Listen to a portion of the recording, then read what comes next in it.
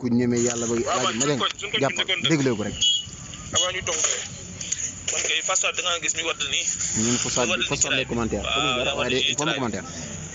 ay xeer yu sew lay zone. nee na phosphate xeer yu weex yow zone la te ndaw.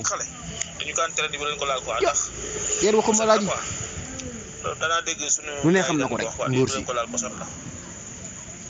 daaw ñu koy sax laal nag ndax dafa poson bari day xeeñ.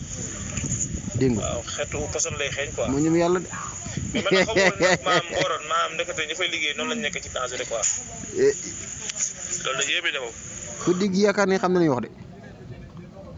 disons même Blaise Diagne mais dafa ñàkk a set rek moo ko yàq. dañ koo teggi taabal surtout Mali yeeg Niger waa ñooñu dëkk Niger. ñooñu jaay seen affaire yooyu noonu xam affaire muuti yooyu noonu. ñoo ko fees del ci Blaise Diagne. kañ la.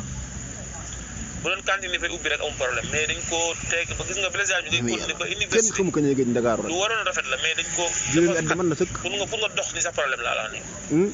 moo tax toujours circulation bi. foo ko juróomi at fa commentaire. nit ñi dañ faa bari aussi mooy loolu. Dakar xam nga Dakar bu nga ko setaloon rek nga gis temps bu rafet ñàkk tabax yi mi ngi jug. yéen waxuma jàng bari na mais dafa salte quoi temps bi boobu moo salte. xamul li nga wax de.